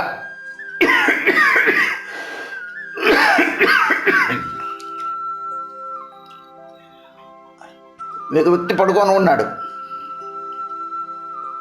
పడుకున్న వ్యక్తిని నేను డిస్టర్బ్ చేయడం, కానీ ఒక పిల్ల నుంచోనుంది. అది క్రియేటివిటీ అనుకోండి, నుంచోనుంది. వాడు పడుకున్నవాడు కాళ్ళు చాపినవాడు కాళ్ళు ముడుచుకున్నాడు. కూర్చోమని చెప్తే సరే కూర్చుంది ఆ పక్కన ఒదిగి. ఇంకా ఆవిడ తగులుతున్న ఉద్దేశంతో ఆవిడ ఇంకా ముడుచుకున్నాడు. ఇంకా ఫ్రీగా కూర్చుంది. కాసేపు అయిన తర్వాత తాను నిద్రొస్తూ ఆ కాళ్ళు కూడాను కాస్త అటువైపు పెట్టుకుంది. ఆయన కాళ్ళు ఇటువైపుకి, ఆవిడ కాళ్ళు అటువైపుకి. ఇంకాసేపు అయిన తర్వాత కాళ్ళు ఆయన మీదకి పెట్టింది. చివరికి అయ్యేటప్పటికల్లా పూర్తిగా గుండె దగ్గరికి వెళ్ళింది ఈవిడ కాళ్ళు. ఈవిడ బాగా పడుకుంది. ఆయన మెల్లగా ఆవిడకి డిస్టర్బ్ చేయకూడదు ఉద్దేశంతో కాళ్ళు అలాగా అన్ని టచ్ చేయకుండా వాడు అలాగా ఉండిపోయాడు. అదనమాట. చివరికి నువ్వు పెళ్లి చేసుకుంటే నీవు దాని కాళ్ళు అట్టుకోవాలి అని చెప్పడం. అది తలగా అంటుకున్నది అంతల తర్వాత కానీ అర్థం కాదు. కానీ మహాత్ములకు ఏం చెప్తారంటే ముందే ఆ మాట చెప్పారు. కానీ ప్రభుపాదుల వారు అలా వ్యక్తి కాదు, ఆయనకి తెలుసు.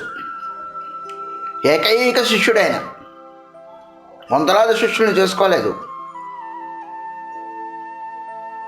ఆ ఒక్క శిష్యుడు చాలు కొన్ని వందల మందికి గురువు అయ్యారు ఆయన. అంత వీర్యవంతమైన శిష్యుడిని గౌరకిషోరదాస్ మహారాజు చేసుకున్నారంటే గౌరకిషోరదాస్ మహారాజు ఎంత వీర్యవంతుడైన పురుషుడై ఉండాలి, ఎంత భజనానంద పురుషుడై ఉండాలి, ఎంత అంతర్యామి తెలుసుకొని ఉండాలి.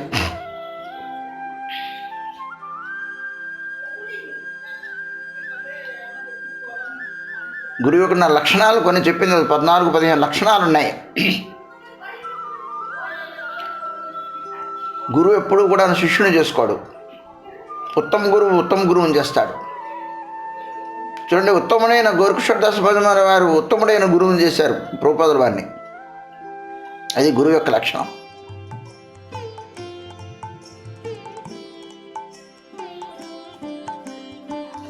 తన శిష్యుడు అనుకోలే, కానీ తను ఆశ్రయించడానికి వచ్చిన వ్యక్తికి నేను బాగా ఆలోచించి నేను నామం ఇవ్వాలి. లేకపోతే నేను చేస్తున్న తప్పుకి గురువుకి అపకీర్తి వస్తుంది. ఆయన ఆశ్రయించడానికి ఎంతోమంది వచ్చారు. ఆయన ఎవరికి మంత్రం తీసుకోలేదు. ఎందుకంటే అందరూ వాళ్ళలో నిజాయితీ లేదు, త్యాగులు కారు.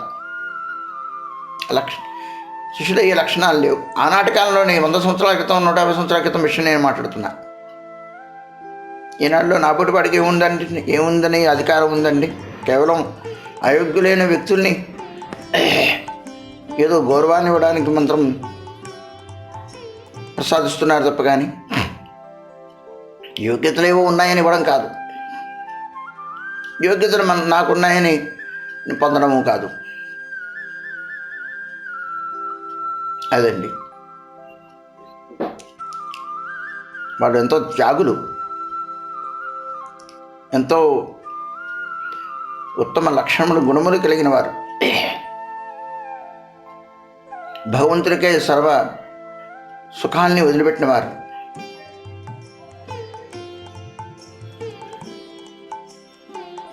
ఇప్పుడే మనకు వనంలా ఉంది. ఆనాడు ఎంత అడవిగా ఉండేది ఆ గౌరకిషోరదాస్ నవద్వీపం కానీ ఆ మాయాపురం ధామం కానీ.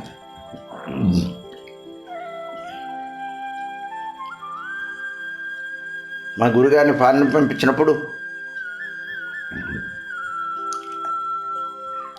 ఆయన నా గురువుగారు మాయాపూర్లో ఉంటారని ఆయన అక్కడ వాళ్ళందరినీ కూడాను తన వాగ్ధాటితోనూ తన యొక్క దాంతోనూ వాళ్ళందరిలో మార్పుని తీసుకొచ్చి వాళ్ళందరూ కూడా మంత్రోపదేశం ఇప్పించారు ప్రభుపాదుల ద్వారా.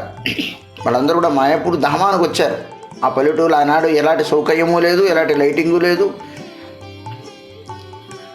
నేను 100 సంవత్సరాల క్రితం అక్కడ పూజ చేసినప్పుడే అక్కడ యోగపీఠ మందిరంలో ఒక ఫ్యాన్ లేదు, ఒక లైట్ లేదు.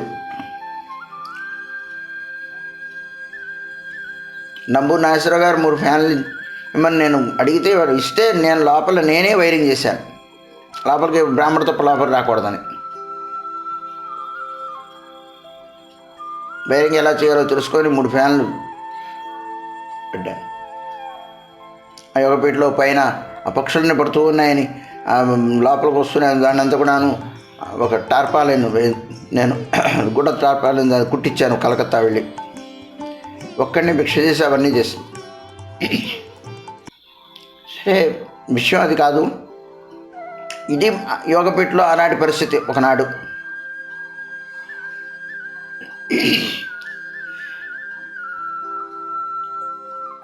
విపరీతమైన చలి, చీకటి, కరెంటు పోతూ ఉంటుంది, మినుగు మినుగుని లైట్లు, ఎక్కువ వోల్టేజ్ ఉండదు, ట్యూబ్లైట్ అసలు వెలగవు, బల్బులు మినుగు మినుగుగా ఉంటాయి, జనరేటర్ లేదు, ఏమీ లేదు.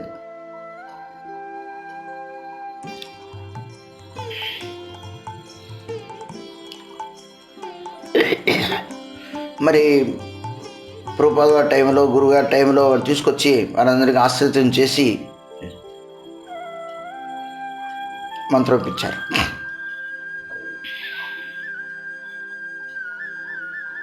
వాళ్ళందరూ ఎవరు దొరికారు కదా అని ఎవరి పాటికి వాళ్ళు మంత్రాలు ఇచ్చుకోవాలి. ప్రభుపాదుల వారిని శరణాశ్రుతులను చేశారు. వాళ్ళు ఆయన ప్రచారం చేయడానికి పంపించారు, మహాప్రభు గుణకీర్తనం ప్రచారం చేయడానికి పంపించారు. నేను అంతవరకే, నేను ఏనాడు కూడా శిష్యుని చేసుకోలేదు. తర్వాత చాలా చివరి కాలంలో ఆయన ఏకాంతం భజన చేసుకొని భజన కుటీరులో ఉన్నప్పుడు చెబితే కొందరు నామమాత్రంగా ఆయన ఆశ్రయించడానికి వచ్చిన వాళ్ళని ఎవరినో మంత్రం ఇచ్చారు, అంతే.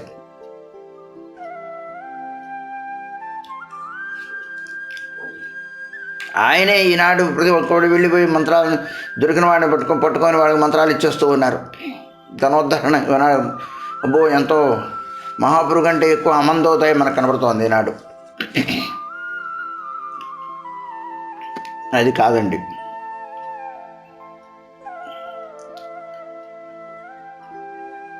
గౌరకిషోర్ దాస్ బాబాజీ మహారాజుల వారు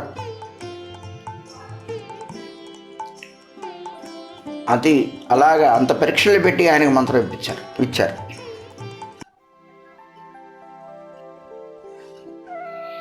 గురు గౌరకిషోర దాస్యపరం, గౌరకిషోర్ దాస్ మహారాజుల వారి గురువైన గౌరకిషోర్ దాస్ బాబాజీ మనకు దాసత్వం చేసిన వారు.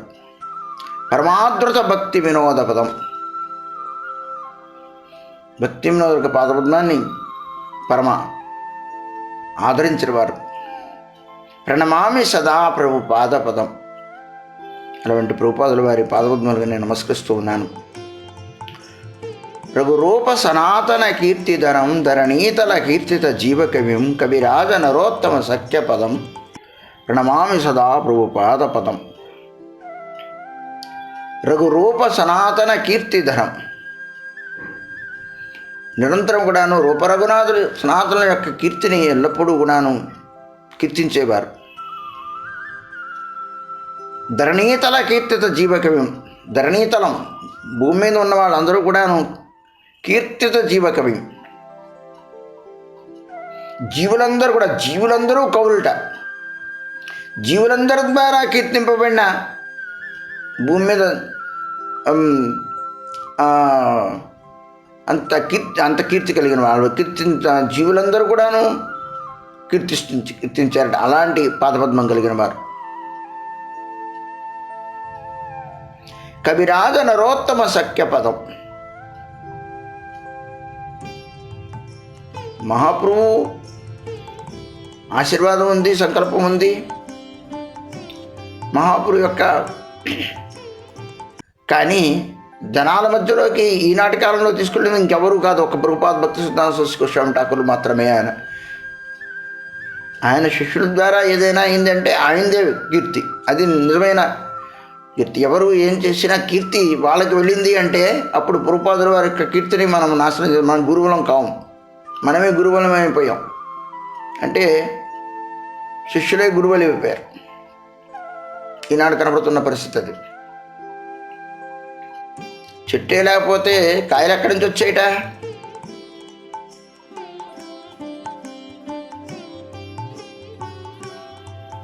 కాబట్టి ఎక్కడో ఫారిన్ కంట్రీస్లో జరిగినా ఇంకో దేశంలో జరిగినప్పుడు కూడాను ఆనాడు కొందరు వెళ్ళారు.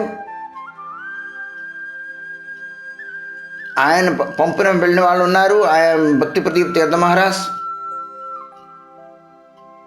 మరి భక్తి హృదయ వందే గోస్వామి మహారాజ్, భక్తి రక్షక శ్రీధర మహారాజ్, భక్తి రక్షక గోస్వామి మహారాజ్, వాళ్ళ అడుగుజాడల్లో వారి శిష్య ప్రశిష్యులు వెళ్తున్నారు. ఇప్పుడు విషయం కాదు చెప్పేది, ఎప్పుడో ఈనాడు 65లో ప్రచారం చేసి ఆయన శిష్యులైన వ్యక్తి ఆయనే సర్వత్రా ప్రచారం చేశారని అనుకుంటూ ఉన్నారు. అయితే ఒక వ్యక్తి ప్రచారం చేసి ఆయన పొందొచ్చు, కానీ ఇది నా గురువుగారి యొక్క అనుగ్రహం అనేది అనుకున్నట్లయితే ఆ కీర్తిని అంతటినీ కూడాను ప్రభుపాదుల వారి కీర్తిగా మనం తెలిసినప్పుడు ఆనందంగా ఉంటుంది. అలా కాకుండా అదే కీర్తని ఆయన అనుకున్నా, ఆయన శిష్యులు అనుకున్నా అది చాలా దోషం అవుతుంది. కానీ గౌడీమఠం వారందరూ కూడాను తమ తమ గురువుల కీర్తిని కాదు, ఇది ప్రభుపాదుల వారి యొక్క కీర్తిగా వాళ్ళందరూ స్మరిస్తూ ఉంటారు. నా గురువుగారు వెళ్ళారు, నా గురువుగారు ప్రభుపాదుల వారి యొక్క కృప అనుకుంటారు వాళ్ళందరూ గౌడీమఠం వారు.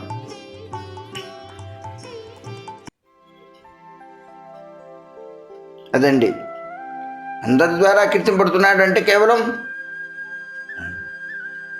కొడుకు చేసిన చెడో మంచుకో తండ్రికి వస్తున్నట్టు ఎవరు చేసినా ఆ కీర్తి గురువు వెళ్ళాలి. అది ప్రభుపాదుల వారు మాత్రమే. మిగతా వాళ్ళందరూ కూడాను గోరక్షదాస్ వారు వాళ్ళందరూ ఏకాంత పరమహంసలు వాళ్ళు, కానీ జనాల మధ్యలోకి దాన్ని తీసుకెళ్ళిన వారు ప్రభుపాదుల వారు. ఫౌండేషన్ లాంటి వాళ్ళు. లీలాస్త్రాన్ని వాళ్ళు మాయాపూర్ ధామం కనుక ఆవిష్కరించకపోతే భక్తుని ఠాకుల వారు ప్రభుపాదుల వారు కృషి చేయకపోతే వేరే వ్యక్తులు అక్కడ మఠాన్ని ఎలా పెట్టుకోగలరు? మఠాలు పెట్టుకోవడానికి బోళ్ళు చలాలు ఉన్నాయి, కానీ అక్కడ ఎందుకు పెట్టుకుంటున్నారు? వాళ్ళు కనుక చేసినట్లయితే వాళ్ళందరూ కూడాను ఇవాళ గంగానదీ తీరం బోల్డంత ఉంది, అక్కడ ఎందుకు పెట్టుకుంటారు? అది ఏమన్నా పెద్ద రోడ్లును రైలు మార్గం ఫ్లైట్ ఉన్నదని ఏం పెట్టుకున్నారా? మహాపురుషు స్థానంగా ఉన్నారు. ఆవిష్కరించింది ఎవరు? దాన్ని డెవలప్ చేసింది ఎవరు? దాన్ని ఆ స్థితికి కట్టింది ఎవరు? కాబట్టి ఇవన్నీ చూస్తే భక్తుని ఠాకుల వారు ప్రభుపాదుల వారు గోరక్షదాస్ వారిని మన అందరం కూడా మర్చిపోకూడదు. కవిరాజ నరోత్తమ సఖ్యపదం. కవిరాజ గోస్వామి, కృష్ణదాస్ కవిరాజ గోస్వామి నరోత్తమ ఠాకుల వారు సఖ్యపదం, సఖ్య సంబంధం కలిగిన వారు. ప్రణమామి సదా ప్రభుపాద పదం. కృపయా హరికీర్తన మూర్తిధరం ధరణీబర హారక గౌరజనం. కృపయా హరికీర్తన మూర్తిధరం, హరికీర్తనమే మూర్తి భవించిన వారు, అంటే నిరంతరం కూడా హరినామ కీర్తనం చేసేవారు. శతకోటి నామ యజ్ఞానం చేశారు అహర్నిశలు కూడా. ధరణీబర హారక గౌరజనం, ధరణీ బరహారక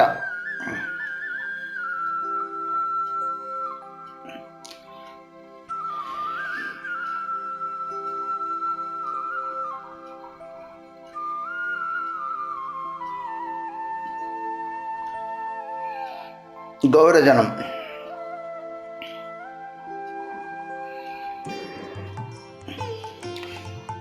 భర అంటే భార అనుకుంటాను, తప్పడింది అనుకుంటాను. ఇక్కడ ధరణిలో అంటే భూమి మీద ఉన్న భారాన్ని హరింపజేసిన గౌరజనుడు. భారం అంటే నాస్తికులందరినీ కూడా భారం, వాళ్ళందరినీ ఉద్ధరించినవాడు. జనకాదిక వత్సల స్నిగ్ధపదం. జనకాదిక ఉండాలి, జనకాదిత అని పడింది. జనకాదిక అధిక జనక, జనకుడి కంటేనూ అధికమైన, తండ్రి కంటే అధికమైన వాత్సల్యం చూపించినవాడు, అలాంటి స్నిగ్ధమైన పాదపద్మం కలిగిన వాడు. జనక అధిక, జనకుడు అంటే తండ్రి, అధికం అంటే జనకుడు కంటే అధికమైన, తండ్రి కంటే అధికమైన వాత్సల్యాన్ని చూపినవాడు, అలాంటి పాదపద్మం కలిగినవాడు, అలాంటి స్నేహం చూపించినవాడు. ప్రణమామి సదా ప్రభుపాదపదం. శరణాగత కింకర కల్పతరం తరు దిక్కృత ధీర వదాన్యవరం.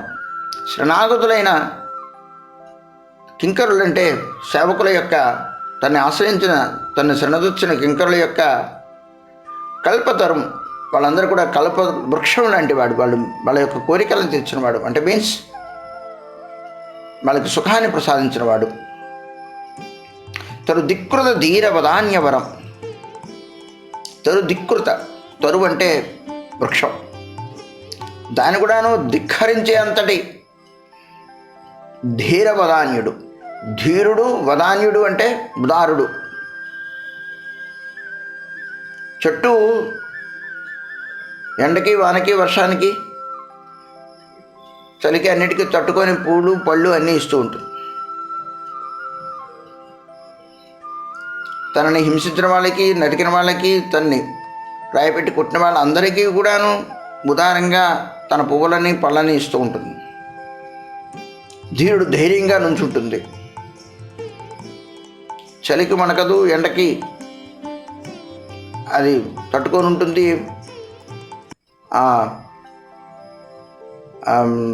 షడ్ఋతువుల్లో దానికి ఆకులు రాలిపోతూ ఉంటాయి, ఎండిపోతూ ఉంటుంది, వర్షం ఉండదు ఎండాకాలం అంతా కూడాను. చలికాలం ఉణుకుతూ ఉంటుంది, చీడపడుతూ ఉంటుంది. ఎవరో కొమ్మలు నరికేవారు, పువ్వులు నరికేవారు, ఆకులు తీసుకునేవాళ్ళు, కాండాన్ని నరికేవాళ్ళు, అన్ని విధాలుగా దాన్ని ఉపయోగించుకునే వాళ్ళు మనకు కనపడుతున్నాం, మనందరం చేసుకుంటూ ఉన్నాం. అయినప్పటికీ కూడాను తట్టుకొని నిలబడుతోంది చెట్టు. దాన్ని కూడా ధిక్కరించే అంతటి ధీరశాలి, ఉదారుడు ప్రభుపాదుల వారు. భగవద్భజనంలో ఎన్నో ఆటంకాలు, విగ్రహాలు ఉంటాయి.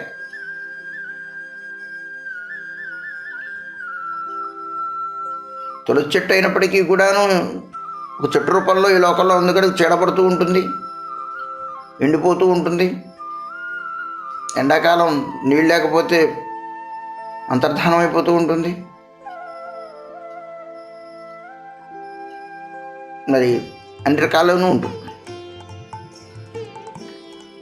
అలాగే ఎంత సాధువులైనప్పటికీ కూడాను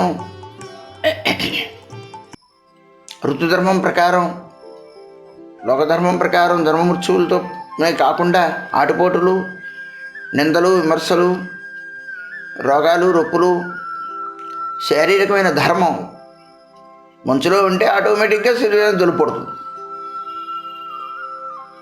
స్నానం చేస్తే వణుకొస్తుంది. శరీరం యొక్క ధర్మం అది. దివ్యమైన శరీరం, తులసి దివ్యమైనదే.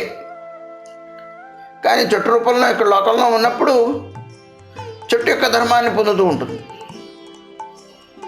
భగవంతుడైన వాడు ఈ లోకంలో ఉండి వివాహం చేసుకున్నట్లు, చేయి తెగితే రక్తం వచ్చినట్టు అన్నీ మనకు కనబడ్డాయి. అయితే ఆయన మానవమత్తుడా? మనుష్య రూపాన్ని ధరించాడు, మానవుడు కాదు. కానీ ఎప్పుడైతే మనుష్య రూపంలో వచ్చాడో రామచంద్రమూర్తి భార్య విరహాన్ని పొందినట్టు, మూర్ఛిల్లినట్టు, మరి దెబ్బలు తగిలినట్లు ఎన్నో మనకు కనబడతాయి. అది కేవలం లీల. ఎప్పుడైతే మనుష్య రూపాన్ని ధరించాడో అవన్నీ కూడా ఆయన తట్టుకొని ఉంటాడు. అయితే భావం ఒకటి ఉంటుంది కాబట్టి ఆ దివ్యత్వం ఉంటుంది. తులసి ఎండిపోయినప్పుడు కూడాను ఇతరుల్ని ఉద్ధరింపజేస్తున్నట్టు మహాత్ములైన వాళ్ళు ఏమీ మనలాంటి ఇలాంటి సౌకర్యాలు లేనప్పుడు కూడాను ధీరులై నిలబడి భగవద్భజన చేస్తారు. రఘునాథ్ దాస్ కృష్ణపాదుల వారు మరి కేవలం దోశలతో నీళ్లు తాగి నేను ఉండగలనా, నాకు బీపీ షుగర్లు పెరిగిపోతాయి. అన్నగత ప్రాణంలో మహాత్ములకి మనకి తేడా అది. మనం అభినయం చేయడానికి వెళ్తే తెచ్చూరుకుంటాం.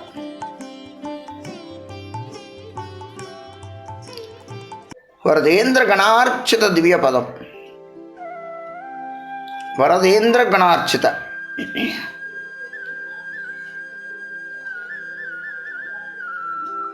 వరదేంద్రుడు అంటే వరాలు ఇచ్చడంలో శ్రేష్ఠుడైన వాడు. అలాంటి గణముల ద్వారా అర్చింపబడినవాడు. అంటే ఏమిటి? ఆయన ఇచ్చిన ఏ వరం అయితే ఉందో, ఏ వరం అంటే ఏ కృప అయితే ఉందో, ఏ అనుగ్రహం అయితే ఉందో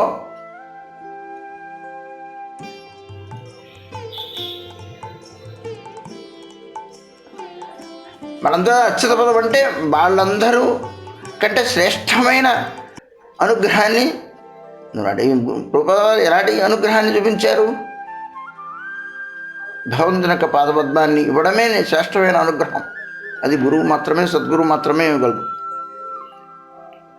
ఆయన పాదపద్మం కలిగిన వాడు.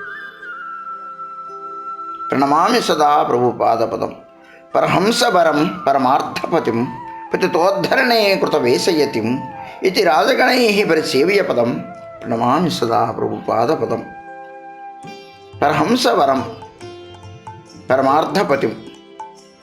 పరహంస పరం అని పడింది. పరం అని నా పుస్తకంలో కనపడుతుంది, మీకు ఎలా ఉందో తెలియదు. పరహంస వరం, పరహంస వరుడు. వరుడు అంటే శ్రేష్ఠుడు అని అర్థం. పరహంసల్లో శ్రేష్ఠుడు. పరమార్థపతిం, పరమార్థికులకు ఆయన పతి. పతి అంటే అధిపతి అని అర్థం. పతితోద్ధరణే కృతవేశీతం, పతితులను ఉద్ధరించడానికి ఇతి వేషాన్ని ధరించిన వారు.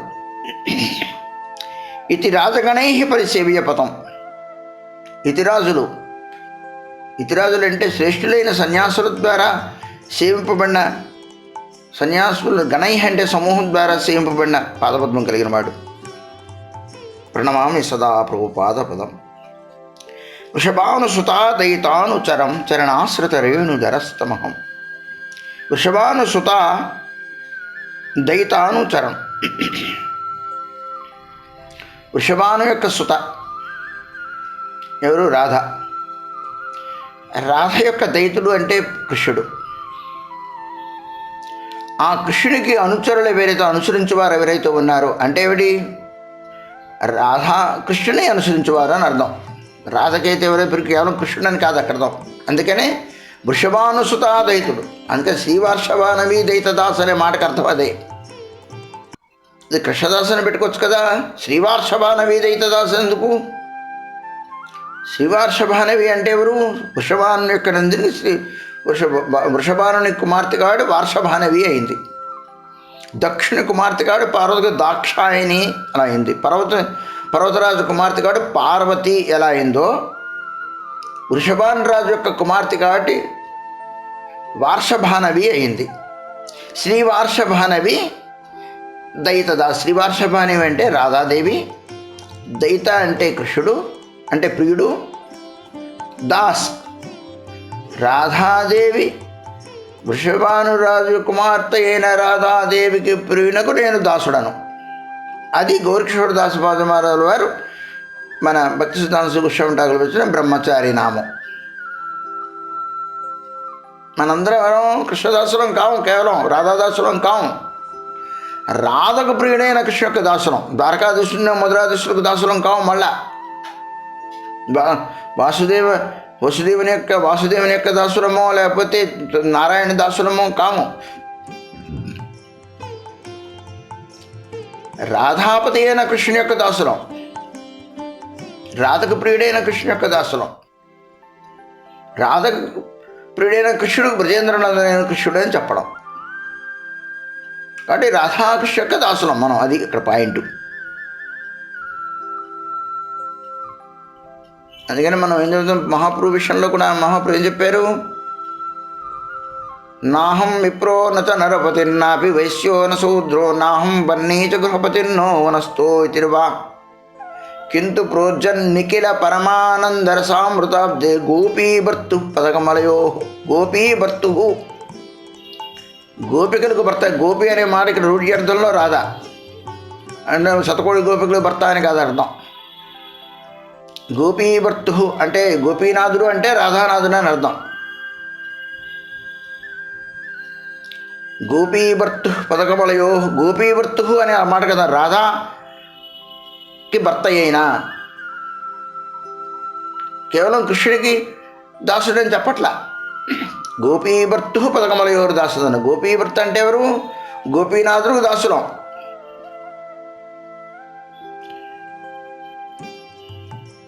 గోపీనాథుడు అనే మాట ఒకటేగా కనబడుతున్నప్పుడు కూడాను ఆంతర్యం ఏమిటి అంటే అది అనమాట. గోపీభర్త.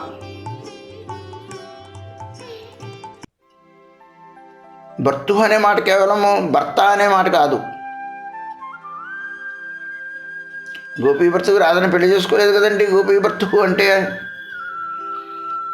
మళ్ళా ఇది కాదు అక్కడ అర్థం. అదనమాట. పదకమలయోర్ దాసదాసాందాసుగా ఆయనకి రాధా గోవిందుల యొక్క పదకమల్ని ఆరాధించే వారి దాసులకు దాసులు, దాసులు దాసుడిని. అది నా పరిచయం. నేనే రాధాకృష్ణ దాసుడినేం కాదండి. నేను రాధాకృష్ణుని సేవించే వాళ్ళు ఎవరైతే దాసులైతే ఉన్నారో ఆ దాసులకు దాసులకు దాసులకు దాసులకు దాసులకు దాసుడను. అది నా పరిచయం. అది మా కృష్ణుడు రాధా, దాని తర్వాత ఎంతోమంది లలితా సకులు, అష్టసకులు, దాని తర్వాత వాళ్ళకి మళ్ళీ వాళ్ళందరికీ సేవకులు, ఒక్కొక్కరికి 3 మంది యువతములు, ఆ యువత 8 మంది ఒక్కొక్కరికి, దాని తర్వాత మంజరులు, ఆ మంజరులకు మంది సేవ గోపికలు, వీళ్ళందరూ కూడా ఎంతోమంది అయిపోయిన తర్వాత పరంపరలో ఎంతోమంది వచ్చారు. రూపమంజరి వాళ్ళందరూ కూడా వాళ్ళందరూ అయిన తర్వాత ప్రభుపాదుల వారు, ప్రభుపాద అయిన తర్వాత ప్రభుపాద శిష్యులైన నా గురువు గారు అని మంజరి, గురువు గారు అయిన తర్వాత నేను డైరెక్ట్గా ఆయన అయితే ఆయన కాకపోతే ఆయన తర్వాత ఇంకొకళ్ళు, దాని తర్వాత నేను ఎక్కడున్నాను చెప్పండి.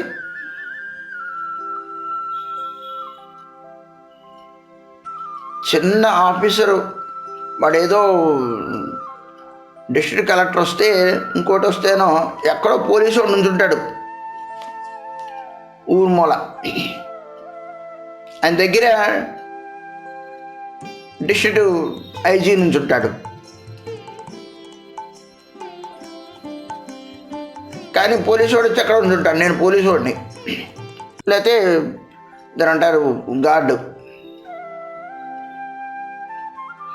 నేనేమనుకున్నాను, నేను రాధా పక్కన నేను చామరం వీస్తాను, పూలు పెడతాను, నేను చంద్రం పూస్తాను అనుకుంటూ నేను పాట పాడుతూ ఉంటా.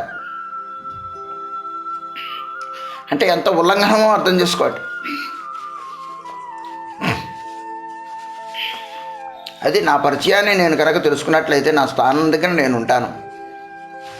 అప్పుడు నాకు ధైర్యం ఉంటుంది, వినయం ఉంటుంది.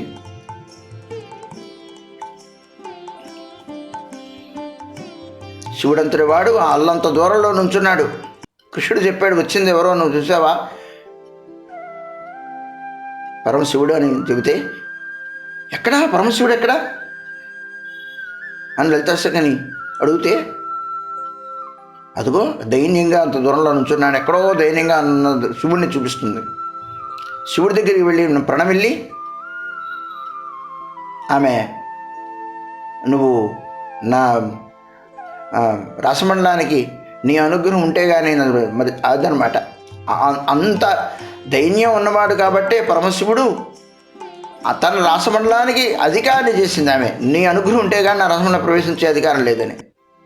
మనకేముందని మనకేముందని రాధారాణి అనుగ్రహిస్తుంది చెప్పండి. శివుడు భగవంతుడికి అభిన్న స్వరూపుడు, సత్య స్వరూపుడు. ఆయన పరమభాతోత్తముడై రాధారాణి కృపకై ఆయన దగ్గరలేడు. నేను నా వలన కదా రాసమండలం భగ్నమైపోయింది అనే దుఃఖంతో అనే దాంతో చాలా తను దోషిగా తన దోషాన్ని తాను ఒప్పుకుంటున్నట్టు తను ఆ దైన్యమైన భావంతో కన్నులు పైకెత్తి చూడట్లా. ఎప్పుడైతే కృష్ణుడు లలిత చెప్పిందో పరిగెత్తుకుంటూ రాధాని వెళ్ళి, అయ్యో నేను పరమశివుడిని వచ్చాడు, నేను అపార్థం చేసుకున్నాను కదా అని. ఆమెలో కూడాను పరమశివుడిలో ఉన్న పరమ వైష్ణవత్వాన్ని ఆమె దర్శించింది. కాబట్టే రాసమండలంలో రావాలంటే నీ అనుగ్రహం ఉంటే కానీ లోపల రాన వీల్లేదు. నీలాంటి పరమ వైష్ణవుడి యొక్క అనుగ్రహం ఉండాలి. అలాంటి పరమ వైష్ణవుడైన పరమశివుడు అంత దూరంలో నిలబడి ఉన్నారు రాధా యొక్క కృపకై. రాధా కృపా కటాక్ష స్తోత్రం చేశారు.